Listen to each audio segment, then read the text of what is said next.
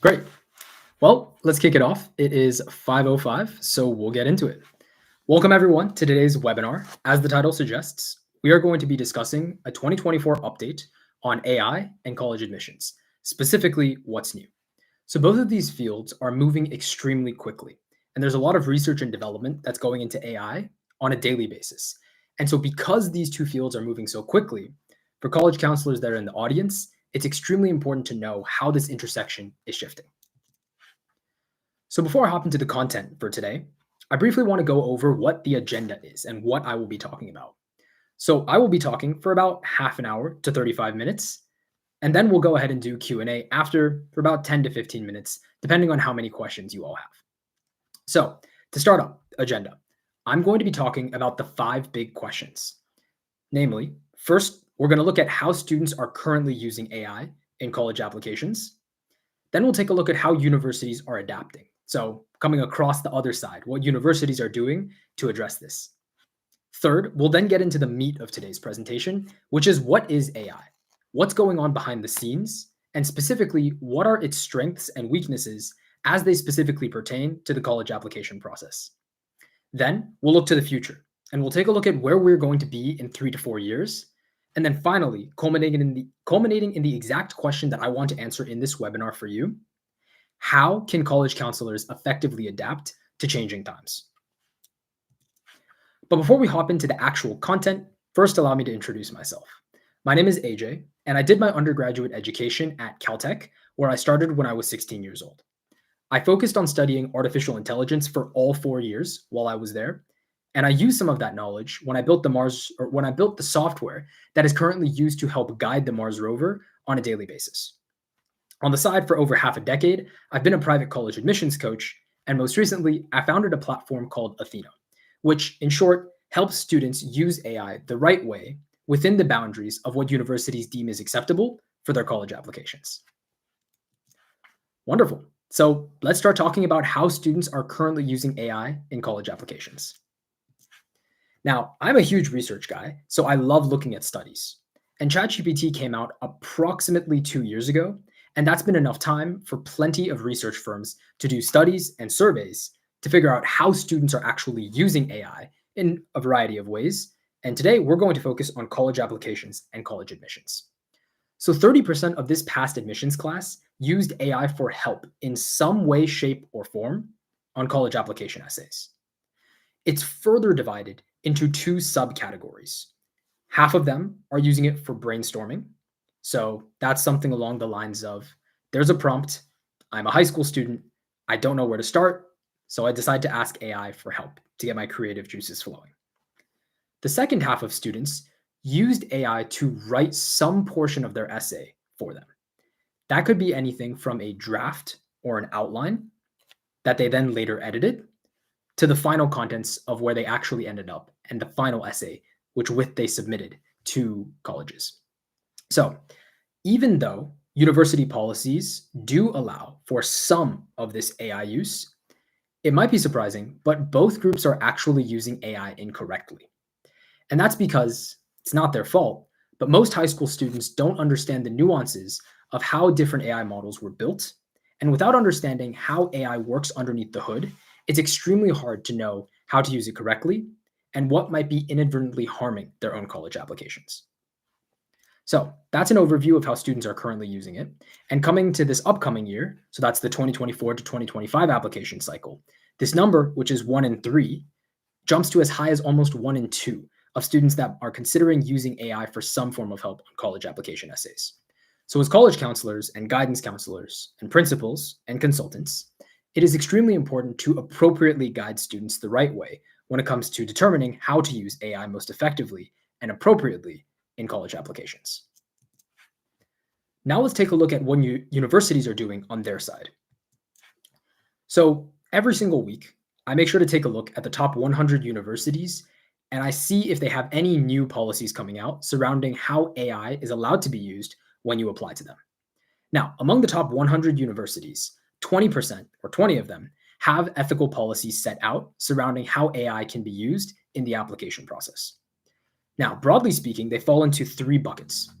The first bucket of policies is to use AI like a trusted adult. This means that you are allowed to use AI exactly how a student might use a parent or guidance counselor or college counselor. So to give you a concrete idea of what this looks like, when a student comes to a trusted adult, they might ask for help on their essays. They might ask for feedback or help on brainstorming. And what the adult would then do is say something along the lines of, hey, I've looked at your essay, your hook could be better. Or maybe your conclusion needs to tie back to a theme that's present in your essay. These are the types of pieces of advice that adults might give students going through the process. But what they won't do is go in and say, move over, I can write your conclusion better for you, so let me handle writing this part of your essay. And that's the exact sentiment that's behind the majority of AI policies that are being produced by universities. In fact, all but 2 universities in the top 100, if they have a policy, it falls into this trusted adult bucket.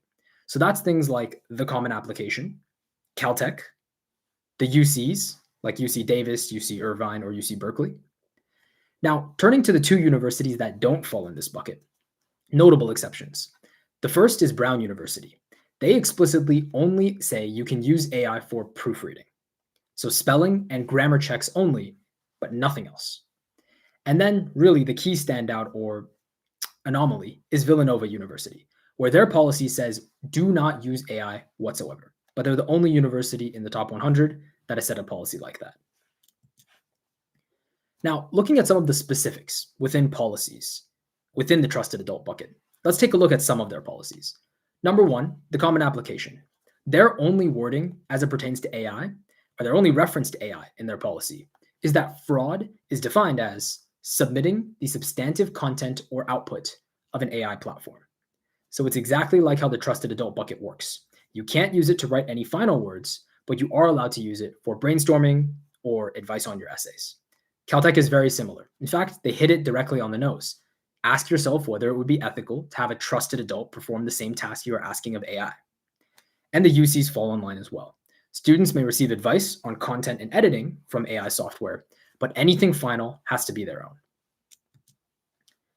The one thing I will point out is of the universities that don't already fall into the trusted adult bucket, their policies are slowly shifting towards it anyway.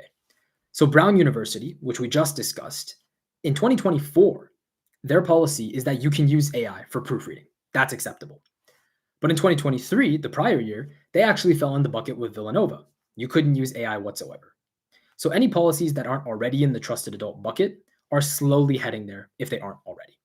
And so ultimately, that's where we're likely going to see most of the university policies falling when it comes to the end of the day.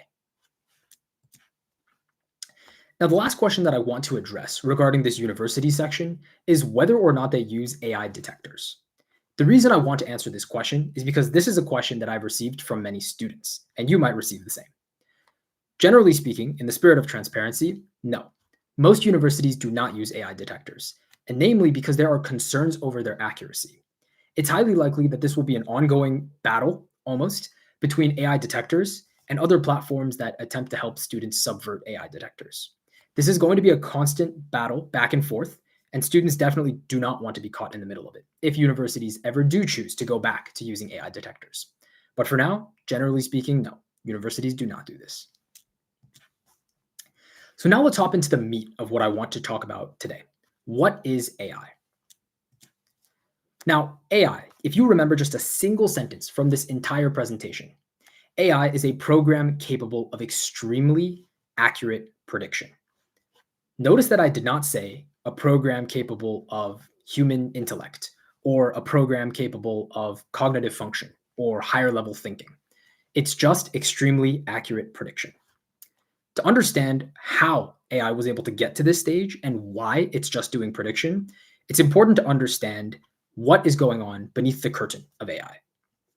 Ultimately, every AI program is just trained as a 2-step process. It's built in a 2-step process. The first phase is training, and the second phase is prediction. Now, these are very abstract concepts, so let's apply a concrete concept to them to make them easier to understand. Let's look at ChatGPT. It's one of the primary examples of the most famous AI program that's out there today. Over 80 million monthly active users in the United States alone. So for anyone that's not familiar with ChatGPT, it came out about 2 years ago, and the general gist of how people use it is it's like a chatbot.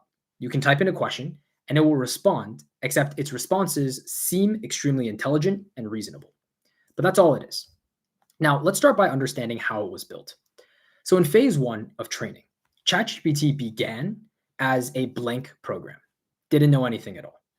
And then the company behind ChatGPT decided to feed it and show it almost everything on the internet.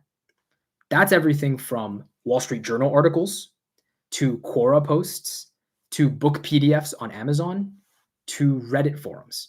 Everything that's out there, that's on the internet, ChatGPT had the opportunity to take a look at and learn from. Now, at the end of this process, ChatGPT developed two really important things. One was a fantastic understanding of the English language. It had seen so much text on the internet that it was able to intuitively understand grammar, syntax, and that's why when you ask it a question, it's perfectly capable of responding in a very reasonable, well-informed, seemingly completely structurally syntactic answer. The second thing that ChatGPT was able to learn was human concepts and relations between them. So a perfect example of this is of many of the articles that exist out there on the internet, Golden Gate, those two words, are very often followed by bridge. And also the fact that the Golden Gate Bridge is based in San Francisco and is red and is 2.7 miles long or however long it is. These are all things that are present very frequently throughout the internet, sprinkled throughout there. And so that was all part of the training phase of ChatGPT. It was able to understand not only the English language, but also concepts that link to each other, like the Golden Gate is followed by bridge, or the Golden Gate Bridge is red. And that is how it's able to be very effective at the second step, which is prediction. And that's how ChatGPT is able to answer the question if you were to go to ChatGPT and ask it, tell me about the Golden Gate Bridge. It's not performing some level of thinking or anything particularly strange or something resembling human cognitive function. All it's doing is taking what it's seen before about the Golden Gate Bridge and its understanding of different concepts, and then predicting a reasonable answer to your question. So that's all that's happening. Now that we understand what AI is, we can examine its weaknesses and strengths. And today, we're going to be looking at two of each.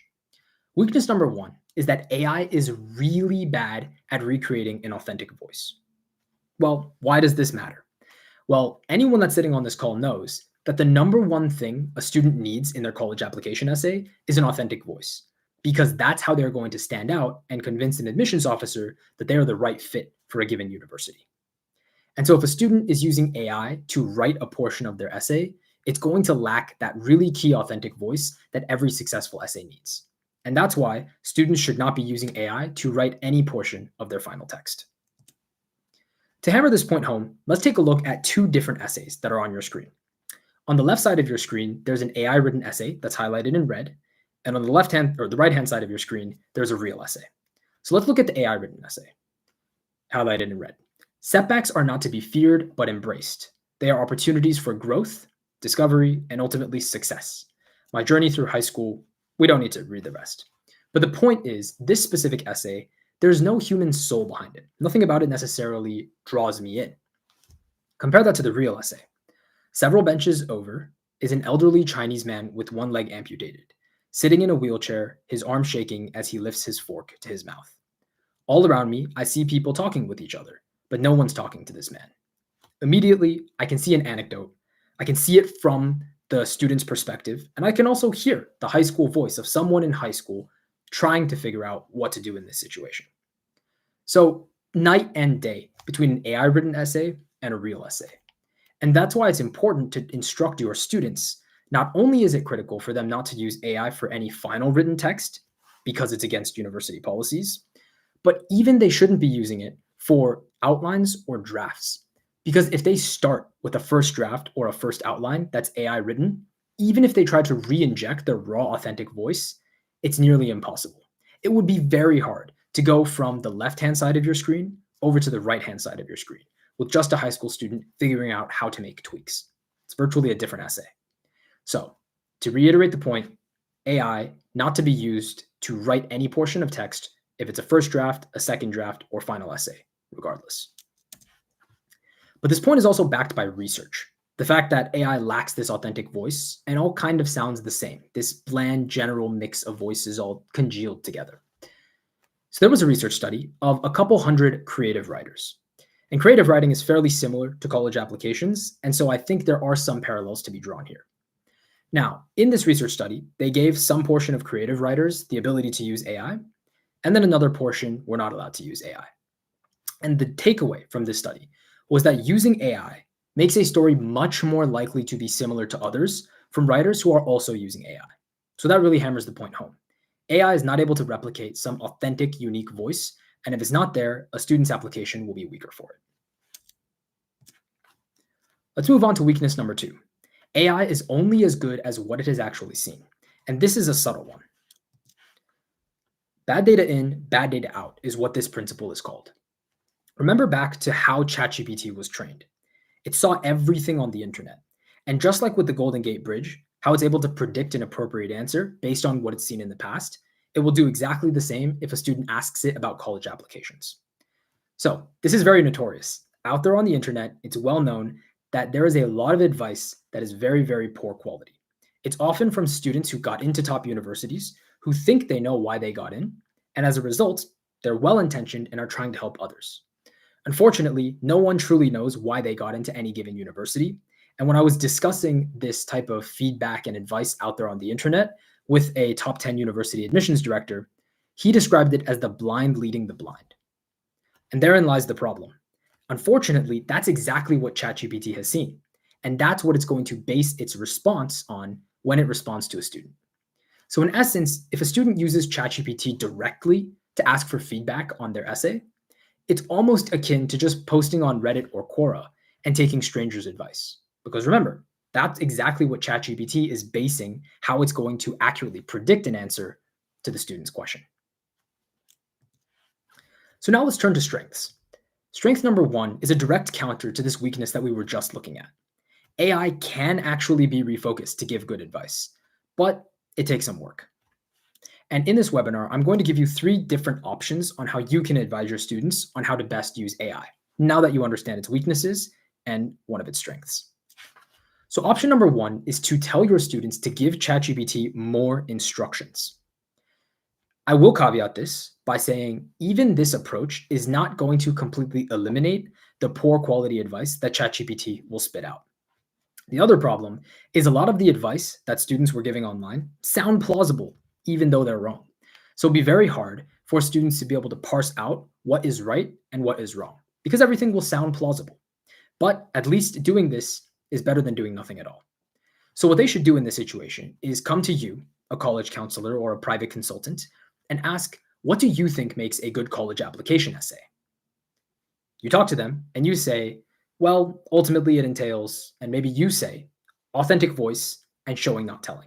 That's just one example. What they should do then is go to ChatGPT and enter exactly that in. Tell ChatGPT, a good college application essay follows these rules. This is what my college counselor said. Given this, can you please give me feedback on my essay draft? And then put in their essay draft. So that's an example of what they could potentially do. But again, some of the advice they get will be good because AI will partially listen to what you are telling it. But a significant portion of advice will also be bad, and it will be hard to parse out what's good from what's bad. Now, option number 2, this is the reason that we built Athena in the first place, this weakness of AI. What we did with Athena is we spent months retraining and refocusing AI on thousands of past successful college applications.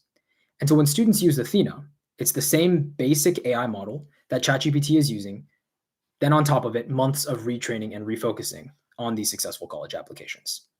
The key difference here is that directly with ChatGPT, it will be referencing, let's say, Reddit and Quora posts when figuring out how to accurately predict an answer.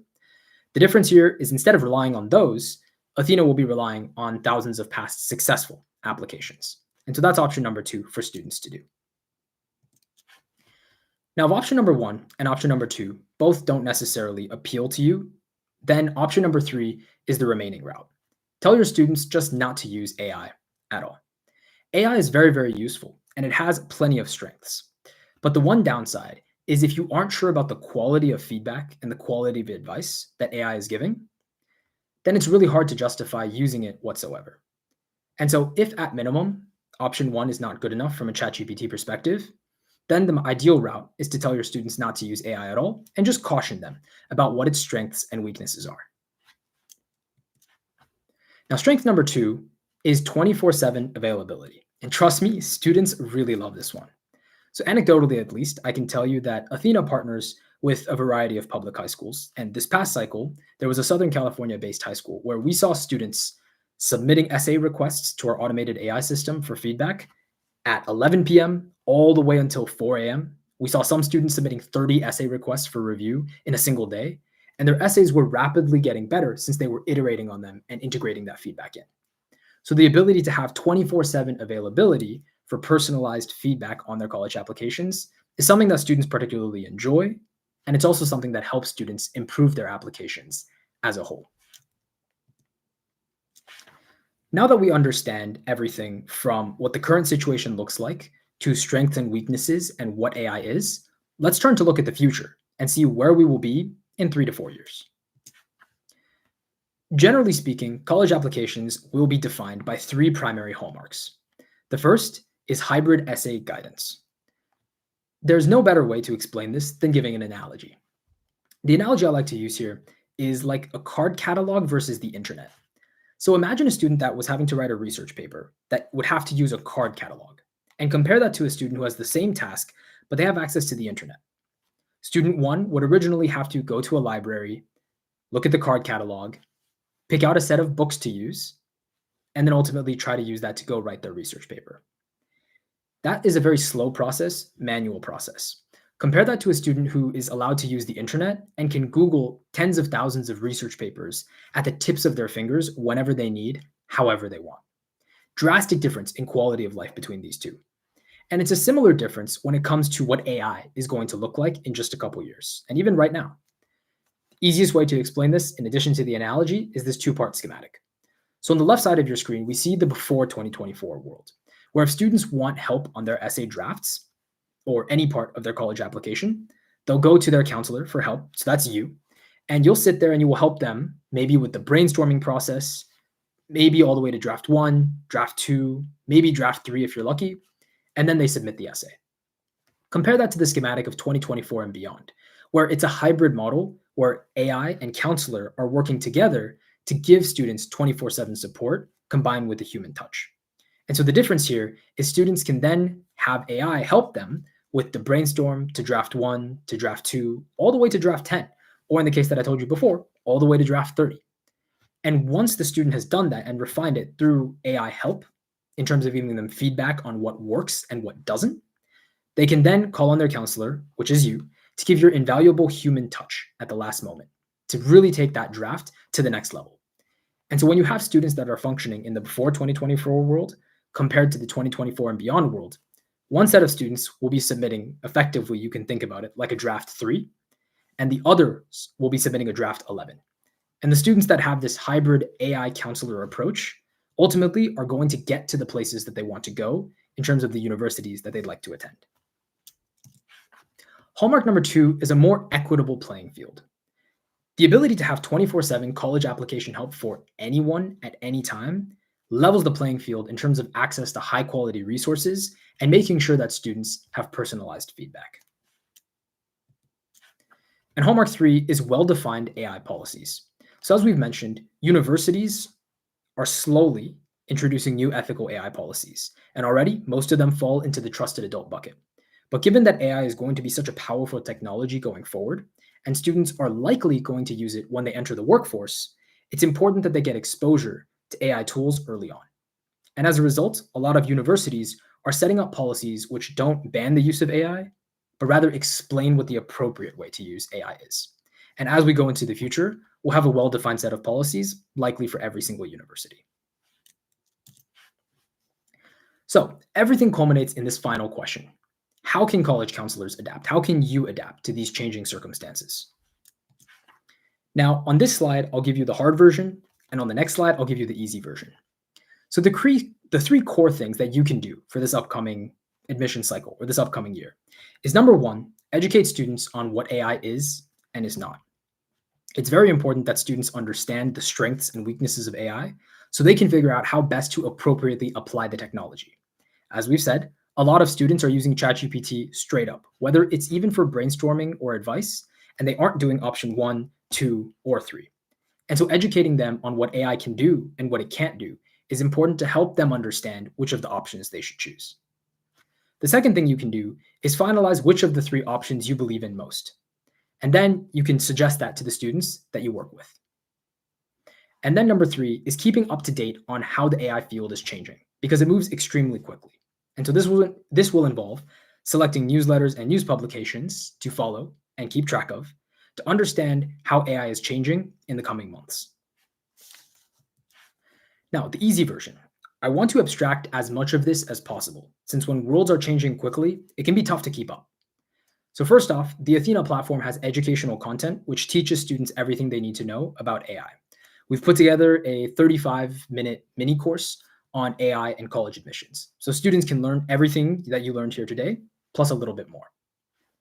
Second, the platform itself also has these specialized AI models that have been trained on these thousands of successful applications. And so students can get instant 24/7 feedback whenever they want, trusting that the AI model is actually using data that was good. And finally, I'll be doing monthly webinars on what's new, so you can keep track and stay up to date on what's going on in the AI sphere, as well as how college admissions and college applications are changing to respond to it. So the final tidbit is in terms of the hard version versus the easy version. If you personally are a fan of the easy version, we have an easy way that you can join our community. It's athenaco.ai/pilot. I'll go ahead and leave this up here a little bit.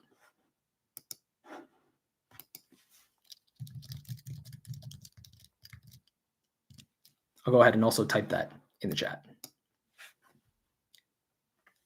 And so that's just an easy way for you to be able to get access to some of these resources for your high school.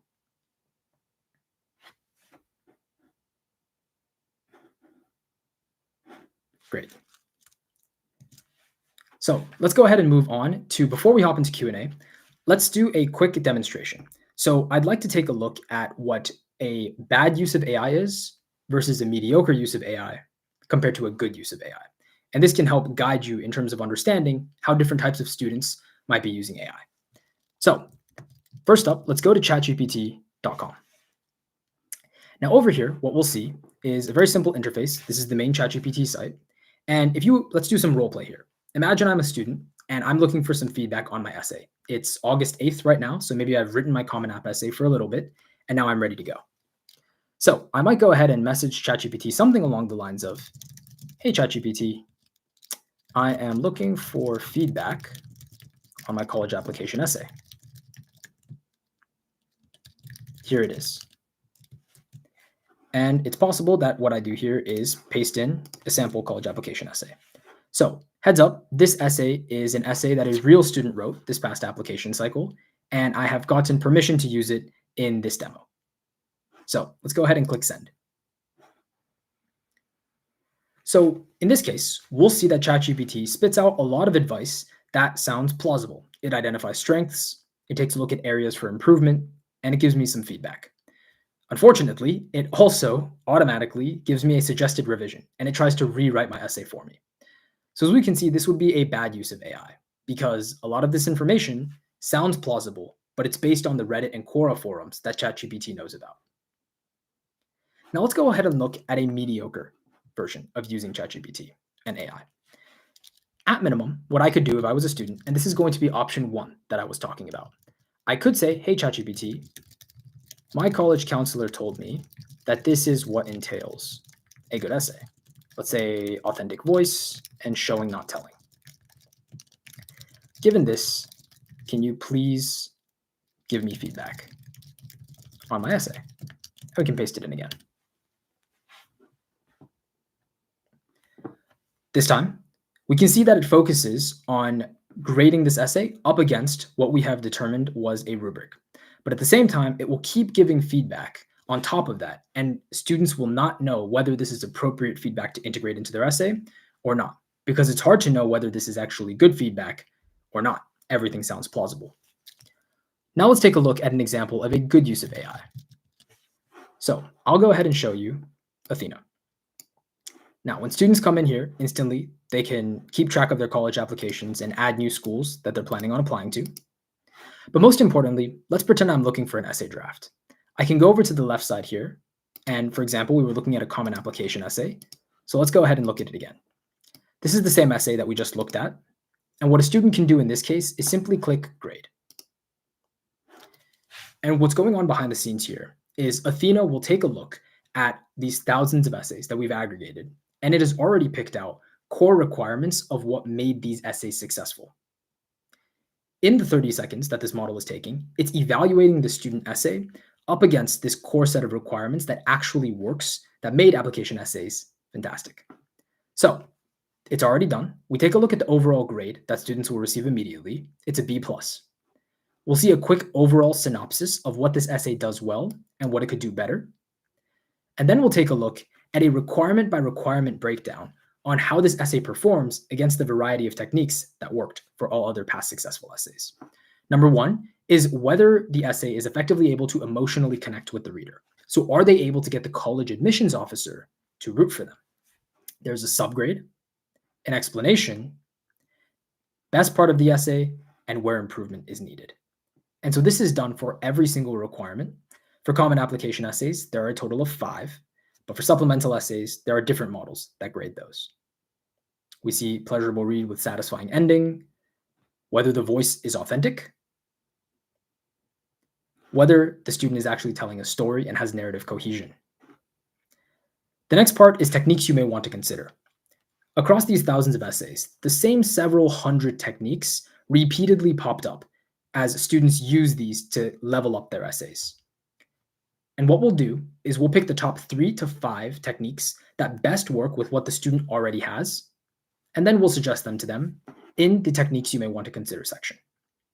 And so as we can see here, for this essay, it says anecdotes that unintentionally show a love of learning or ending that references earlier bits. We'll do a check for red flags and then recommended next steps. And so how students end up using Athena is they put in their essay here. They don't need to worry about figuring out what to say to the AI or how to extract the best possible value. They just click a button and they get instant evaluation on their essay based on what actually works. They can take this feedback, reintegrate it into their essay, and then submit and click grade again. And in this way, students are able to rapidly improve their essays as time goes on. Wonderful. So we'll head over to Q&A. So Eugene is going to go ahead and post some of the questions that we received in the email, and I'll answer them one by one.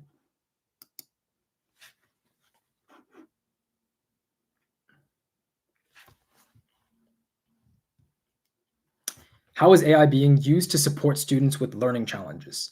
Well, that's a fantastic question. So one of the benefits of AI is not only does it understand English language, but it has also been trained on a lot of other modes. So recall that I said it's trained on everything on the internet. It's also seen video. It's also seen audio.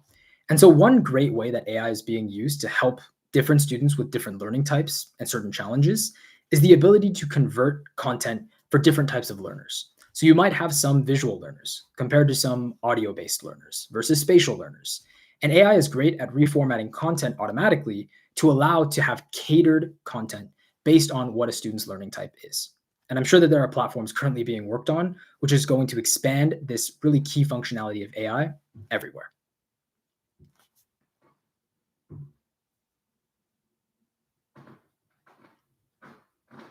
How did you get the essays to train the models? That's a good question. So this is one of my favorite stories, actually. So what we did when we were requiring to get the essays in order to have the base data, in order to help train our specialized AI models, we had current undergraduates, so friends and friends of friends, quite literally walk around different campuses, so in this case, the top 30 universities, these campuses, with crates of boba or coffee, literally handing out bobas and coffees to students as they were walking by on campus, offering a trade of boba or coffee in exchange for certain essays or the essays that got them into the university. So that's how we aggregated this initial list of essays that we needed to then train our specialized AI models.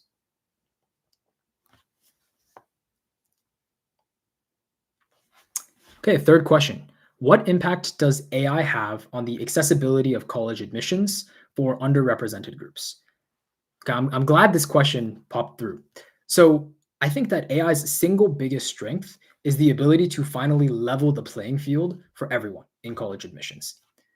It's very rare for students to have access to highly personalized 24/7 feedback at any point in time. Whether they need advice, they need guidance, they need essay help, 24/7 help is rare and it's hard to do.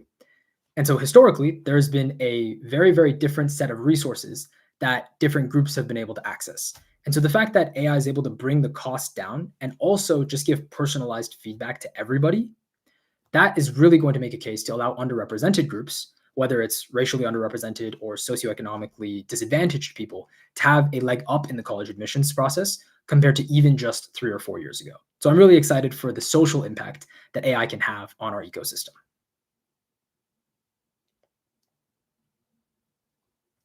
What are the new majors for students today? That is also a good question. So instantly off the top of my head, I'm not completely sure, but I have seen shifts where, so I don't have the exact data, but I have seen a lot of shifts where most students are heading towards more technologically, quote unquote, savvy roles. So there's been a gigantic explosion in the number of computer science students that we've seen and computer engineering students that we have seen. So it'll be interesting to see how these trends continue and grow, particularly as AI might shift certain responsibilities around. Fifth and final question. How do you address concerns about data privacy? So the question is, how do you address concerns about data privacy when using AI in the admissions process? This is another good question. And so I didn't talk about it during my main speech or my main lecture, but when you use ChatGPT, the data that you're putting in directly into that platform, they do explicitly state that they can and do train on the messages that are sent there. And so if students want to provide personalized background of their information, that can be a little bit concerning when you put that into ChatGPT. Since again, you don't want it ingesting some information about you and then using that to predict a response to someone else's question. So for us specifically, in terms of data privacy, we just make the commitment to explicitly not train on any user data. So whatever user data that is there entered into the Athena platform, for example, as a background, if students enter in background, answer background questions about themselves or their own essays, all of that that's there, nothing's trained on. There's no AI model learning from any of that. The only thing it's being used for is to better instruct our AI models on how to give feedback specifically to that one user. But nothing is saved. It's not being explicitly used to train models that will then be used for other students. So that's our commitment to data privacy. But that's a fantastic question. When it comes to AI, data privacy is a very, very real concern, and it's something that many people need to make sure that they're very cognizant of. So I'm glad you asked that question. Great. Well, I'll wait here for maybe 20, 25 more seconds, and we'll see if any other questions filter in through the email channel. But if not, thank you for attending today's webinar. We wrapped it up in a short, sweet 40 minutes. And again, any additional questions, please feel free to reach out to support@athenaco.ai. And particularly, if the educational content and platform of Athena particularly appeals to you, then please go ahead and go to this athenaco.ai/pilot link. It's very easy, very free, and we'll be in touch.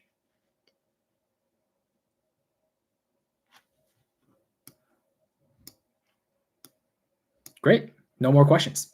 Well, I'll go ahead and close this off. Thank you everyone for coming and looking forward to seeing you at the next webinar.